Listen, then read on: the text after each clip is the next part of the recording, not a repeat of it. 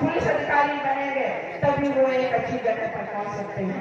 जिन बच्चों का कोई उद्देश्य नहीं होता है, जिनका कोई उद्देश्य नहीं होता है, उनकी डिग्री का कोई मतलब नहीं होता है। इसलिए गुणात्मक रूप से आप लोग तैयारी कीजिए, अच्छी व्यवस्था, अच्छी तैयारी कीजिए। बाबा साहब ने ये संविधान दिया, ये अधिकार दिया, जो यहाँ पर बाबा साहब की मूर्ति लगी हुई है, उनके हाथ में संविधान है और वो संविधान, उसमें अधिकार का खजाना है। आपके पास अगर कपड़े नहीं है तो आप उसी संविधान की वजह से आप अपने नेता से कपड़े मांग सकते हैं। आपके पास खाना नहीं है तो आप खाना मांग सकते हैं। आपके पास नौकरी नहीं है तो आप नौकरी मांग सकते हैं, बशर्ते आपको संगठित होना होगा, आपको एक होना पड़ेगा। ये भारतीय समन्वय संगठन लक्ष्य न जाने कितने लोगों की, सैकड़ों लोगों की FIR दर्ज करा चुका। जहां भी कहीं जाति उत्पीड़न अगर होता है, अगर वो गुंडा बदमाश अपनी एरिया में नेतागिरी करता है, ऐसे न जाने कितने गुंडों को, दबंगों को, जो दबंग जाति के लोग हैं, उनको जेलों की हवा खिलाई है। एक एक साल तक उनकी जमानत नहीं हुई है।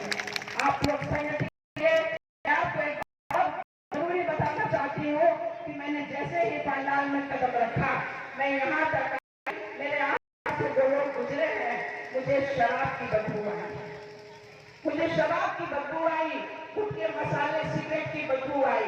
बाबा साहब ने युवाओं के लिए कहा है कि अपने आप को मजबूत कीजिए, अपने शरीर को मजबूत कीजिए, नैतिक रूप से अपने आप को मजबूत कीजिए, अपना चारित्रिक विकास करिए और बहुजन समाज की बहन बेटियों की इज्जत की सुरक्षा कीजिए। ये युवाओं को उन्होंने बहुत बड़ी जिम्मेदारी दी है। इसलिए इस देश का युवा, बहुजन समाज का युवा को मैं चाहती हूँ, मैं आह्वान करती हूँ कि अपनी बोली भाषा बदलिए, अपनी चाल ढाल बदलिए, अपने पहनने ओढ़ने का रंग बदलिए, अपने तरीके बदलिए, लोगों को सम्मान करना, लोगों को सम्मानित कीजिए। बहुजन समाज के जो बुजुर्ग लोग हैं, जो माताएं हैं, बहनें हैं, उनका सम्मान करना सीखिए। आपकी जवानी यूं ही हाय हो में करने के लिए नहीं है। आप इसलिए जवान नहीं हुए हैं कि आप गली चौराहे में जाकर के हाव करें, उल्टी सीधी बकवास करें, दूसरे की बहन बेटियों पर निगाह डालें। आप इसलिए जवान हुए हैं कि ये महापुरुषों की विचारधारा को आपको आगे ले जाना है और बहुत आगे ले जाना है, जब तक कि हमारी मंजिल हमको नहीं मिल पाती। हमारी मंजिल क्या है? हमारी मंजिल है बहुजन समाज को सत्ता में हुक्मरान बनाना। मानव काशीराम साहब ने कहा कि जब तक हम अपने समाज को हुक्मरान नहीं बना देते, तब तक हम ये चलते रहेंगे। तो ये विचारधारा की लड़ाई है, ये किसी व्यक्ति विशेष की लड़ाई नहीं है। अगर हम डॉक्टर अम्बेडकर की बात करते हैं, संविधान की बात करते हैं, तो हम विचारधारा की बात करते हैं। अगर हम बुद्ध की बात करते हैं, तो हम एक विचारधारा की बात करते हैं। आप लोग विचारधारा को पकड़िए, किसी व्यक्ति को नहीं पकड़िए। ये संविधान कह रही है, ये संविधान की बात को आप नहीं मानिए। ये महापुरुषों की आप बात को लेकर के चलिए कि वो क्या कह गए, वो जीवन भर उन्होंने किस बात के लिए लड़ाई लड़ी। हमारे समाज के जो साधु संत हुए, चाहे वो रविदास जी हुए हो, कबीरदास जी हुए हो, नारायण गुरु जी हुए हो, उन्होंने कोई कीर्तन और भजन मंदिरों में घंटा नहीं बजाया। उन्होंने पाखंड और अंधविश्वास के खिलाफ बिगुल बजाया है और उसी बिगुल को हमें बचाना है। बहुत नाजुक समय से हम लोग गुजर रहे हैं, जबकि सारी सरकारी संस्थानें, विश्वविद्यालय, रोडवेज, एयरपोर्ट, BSNL, हर चीज पूंजीपतियों के हाथ में जा रही है और हमारे कानों में चूने भेज रही है। हम आपस में एक नहीं हो रहे हैं, दलित समाज एक नहीं हो रहा है। दलित समाज में काफी धोबी ठानों ये अपने आप से सिमटे हुए हैं, ये बिलों में घुसे हुए हैं। इनको एक निकलना होगा, एक होना होगा और आवाज देनी होगी कि आवाज तो हम एक है। क्योंकि बाबा साहब का दिया हुआ सर्टिफिकेट तो जमान भी लगाता है, फांसी भी लगाता है, वाल्मीकि और कोरी भी लगाता है, फटीक भी लगाता है। इसलिए हम सब लोग एक माता पिता की हम संतानें हैं और चूंकि हम एक घर में नहीं रह सकते, इसलिए हम अलग अलग घरों में रहते हैं। लेकिन हमें एक होना पड़ेगा अपने भविष्य के लिए, अपने बच्चों के लिए, ताकि जब हम इस दुनिया से जाएं तो हमारे बच्चों के साथ में कोई दबंग जाति का आदमी, कोई ऐसी व्यवस्था का आदमी जो ऊंच नीच भेदभाव मानता हो, ऐसे लोग हमारे बच्चों को खींचते हुए वो खेतों में काम न कराए। हमारी बहन बेटियों की इज्जत आप लोग के लिए करनी है, हमें अपने भविष्य को सुरक्षित और संरक्षित करके जाना होगा इस दुनिया से जब भी हम जाएंगे। ये बात आप लोग अभी आप लोग ने बात गलत मान लीजिए और कहीं भी अगर आप लोग भटके हुए हैं तो प्लीज आप भटकिए नहीं। महापुरुषों की विचारधारा के लिए आप एक होइए और कहीं आपके गांव घर देहात रिश्तेदार मित्र किसी के भी साथ अगर कोई जाति उत्पीड़न करता है, कोई बदमाश अगर जाति उत्पीड़न करता है, जो अपने आप को जाति के आधार पर सर्वश्रेष्ठ मानता हो, वो अगर आपकी बहन बेटी के साथ बदतमीजी करता है, स्कूल जाते काम करते आते जाते कोई छेड़ता है, तो आप लोग इस लक्ष्य संगठन को जरूर याद कर लेना। और हम लखनऊ से बैठे बैठे वो कितना भी बड़ा गुंडा और बदमाश होगा, हम लखनऊ से बैठे फोन से हम उसकी एफआईआर दर्ज कराएंगे। जबकि इसमें आप लोगों को साथ देना होगा। अगर आप पीछे हट गए तो ये नहीं होगा। ये बहुत बड़ा संघर्ष है जो हम लोग लेकर के चले हैं। ये गैर राजनीतिक संगठन है। हम सामाजिक रूप से बहुजन समाज का जो माननीय कांशीराम साहब ने 15 और 85 का फार्मूला दिया है, वो बहुजन समाज जिसमें अनुसूचित जाति, जनजाति, पिछड़े, अति पिछड़े और धार्मिक अल्पसंख्यक समुदाय के लोग जो भारत के निवासी हैं, यहाँ के रहने वाले हैं, जो अलग अलग बटे हुए हैं, उनमें भाईचारा स्थापित करके हम संगठित करना चाहते हैं। क्योंकि पूरे देश में ये 90% लोग हैं और 15% 10% लोग हमारे ऊपर छाती पे चढ़ कर राज कर रहे हैं। ये हमें दोबारा नहीं होना चाहिए। हम चाहते हैं हमारी बहनें बेटियां विधानसभाओं में जाए, पार्लियामेंट में जाए, ये अपनी लोकल जो इनकी भाषा है, स्थानीय भाषा है, उस भाषा में ये वहां पर शेरनी की तरह दौड़े। क्योंकि ये संविधान हमारी पूजा है, यही इबादत है। ये संविधान को हमें हर हाल में बचा करके रखना है। और ये दिन प्रतिदिन जो सत्ता में क्रूर जातिवादी लोग बैठे हुए हैं, ये हमारे अधिकारों का हनन कर रहे हैं।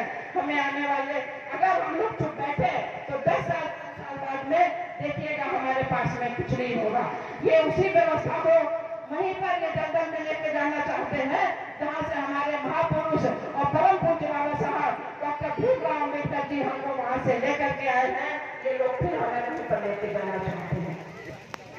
इसलिए बहुत ही सावधानी से जो हमारे समाज के पढ़े लिखे बुद्धिजीवी लोग हैं, उनके बीच में उठिए, बैठिए, उनकी समस्याओं को, अपनी समस्याओं को बताइए और एकता स्थापित करिए। और जो दारू शराब है वो धीरे धीरे कम करिए। बल्कि मैं तो यूं कहूंगी, जब ये इतने गांव में सुल्तान में आसपास में गांव के लोग जब ये बुद्ध कथा का आयोजन कर रहे हैं तो हम पंचशील की बात करते हैं, तो हमें सुबह मेरे मध्य कमांडर थाना वेदमणि शिक्षा पदक समाध्यामी जो 5वां जो शील है, उस शील का भी हमें पालन करना चाहिए। वरना ऐसी बुद्ध कथाओं का कोई मतलब नहीं है। इससे दर्शन में जो दर्शन खत्म होता है, धर्म में आस्था खत्म होती है। ये हमारी हिंदुओं वाली आरती उतारने वाली नहीं है। ये महापुरुषों की जो बात है, जो बुद्ध की वाणी है, पाली भाषा में जो उन्होंने हमें शील दिया है और जो हमें बताया है कि धर्म क्या है, धर्म को धारण करना, अपने जीवन में उतारना, नैतिक रूप से, चारित्रिक रूप से हमें उस पंचशील का पालन करना है कि बिना कारण हम किसी की हत्या नहीं करेंगे, हम चोरी नहीं करेंगे, हम किसी की बुराई नहीं करेंगे, हम अनाचार नहीं करेंगे और हम नशीली चीजों का सेवन नहीं करेंगे। जब हम बुद्ध कथा अगर हम करवाते हैं, इसमें हम 1 रुपया भी देते हैं या शारीरिक रूप से भी हम सहयोग करते हैं या भावना से भी हम सहयोग करते हैं, तो हमको बिल्कुल बुद्ध ने जो कहा है और जो बुद्ध ने कहा वही बाबा साहब ने संविधान में लिखा हुआ है। बुद्ध ने कहा बुद्धं शरणं गच्छामि, धम्मं शरणं गच्छामि, संघं शरणं गच्छामि। यही बाबा साहब ने कहा, शिक्षित बनो, संघर्ष करो और संगठित रहो। तो ये कुछ नंबर भी लिखे होंगे शायद। पहला नंबर मेरा है और ये हमारी दूसरी बहनों का नंबर है। आप लोग चाहें तो आप लोग नंबर को नोट कर सकते हैं। और ये 24 साल का एक राष्ट्रीय संगठन है, भारतीय समन्वय संगठन लक्ष्य, इसको आप लोग समझिए। हमारे बहुत से भाई बहन यहाँ बैठे होंगे जिन्होंने शायद पहले भी मीटिंग अटेंड की हो, और अगर नहीं अटेंड की है तो ये समझ लीजिए ये आपका अपना संगठन है। आपकी कोई भी समस्या है, अगर जाति उत्पीड़न आप अगर झेल रहे हैं या आपका परिवार झेल रहा है, तो आज से अभी से आप ये खत्म करिए और इस कारवां में अपना योगदान दीजिए। कीजिए और हम आने वाले टाइम में हम 10,000 की भीड़ जब हम सड़कों पर ला देंगे तो आपकी जो समस्या है वो पार्लियामेंट में बैठे हुए लोग आपकी समस्या को सुनेंगे। और ये जो नेता जो ये मक्कार नेता बन के गए हमारी सीटों से, आरक्षित सीटों से, इनको भी हम इनकी औकात बताएंगे। तो ये लड़ाई हमारी शिक्षा की है, हमारी स्वाभिमान की है, हमारी नौकरी की है, हमारी बहन बेटियों की इज्जत की सुरक्षा की है। ये लड़ाई हमारी मंदिर मस्जिद की नहीं है। मैं आप लोगों से ये बताना चाहती हूँ कि तमाम पाखंड विश्वास को छोड़ करके मंदिर मस्जिद की लड़ाई में कभी नहीं जाइएगा। हमारी लड़ाई संवैधानिक अधिकारों की है, रोजी रोटी नौकरी और स्वाभिमान की है, शिक्षा की है। और इस लड़ाई में, इस राह में, इस रास्ते पर हम संघर्ष करेंगे और इस संघर्ष में अगर हमारी जानें भी जाएंगी तो हम अपनी जानें देने को भी तैयार हैं। बताइए इस संगठन में कौन कौन काम करने के लिए तैयार है? कोई है जो यहाँ पर? मैं अभी इसी वक्त में 5-10 लोगों को मैं चाहती हूँ कि आप लोग लक्ष्य कमांडर बनिए और अपने आसपास के गांव में इसका प्रचार और प्रसार कीजिए। और आने वाले टाइम में कुछ महीनों में आप कुछ गांवों को एकत्र करके 10,000, 5,000, 6,000 के लोगों की महापुरुषों के नाम का सम्मेलन करिए। चाहे वो भीम सम्मेलन हो, कांशीराम साहब का सम्मेलन हो, पेरियार जी के नाम का हो, कुछ भी नाम का हो हमारे महापुरुषों का। और ऐसे ही भीड़ बनाइए, ऐसे ही लोगों को एकत्र करिए, क्योंकि दारू पीने में तो बहुत पैसा लगता है।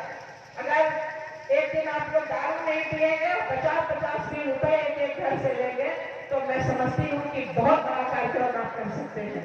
और जब आप 5,000 की भीड़ को एक पंडाल के नीचे ला देंगे तो आपके आसपास के जो दबंग जात के लोग हैं उनके हौसले पस्त और आपकी ताकत बढ़ेगी, आपकी ताकत बढ़ेगी, आपकी ही ताकत बढ़ेगी। और इस सीतापुर जिले में आपका होड़ होगा और आप घर से बैठे बैठे आप सीधे एसपी को फोन लगाएंगे, आप डीएम को फोन लगाएंगे और आप घर से बैठे एफआईआर दर्ज कर सकेंगे। आपके नाम से प्रशासन कांपेगा, वो ताकत बनाएंगे आप लोग। और हमें जब हमारी आपको जरूरत है हम आपके साथ में रात दिन खड़े हुए हैं। आप बशर्ते शामिल होकर के महापुरुषों के कारवां को आगे ले चलना है, बिना किसी लालच के, बिना किसी लोग। हमें चुनाव लड़ना है, हमको मंत्री बनना है, हमको एमएलए बनना है। कांशीराम साहब कहा करते थे कि राजनीति चले या न चले लेकिन सामाजिक परिवर्तन की गति कभी धीमी नहीं पड़नी चाहिए। तो ये वही काम हम लोग कर रहे हैं। जब आप सामाजिक रूप से संगठित होंगे,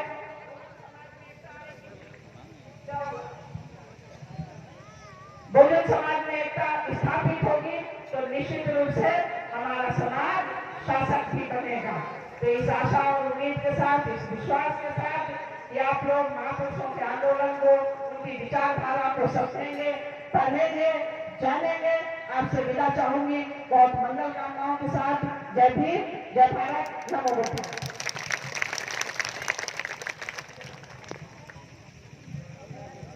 हर बच्चे हर तो सर्वप्रथम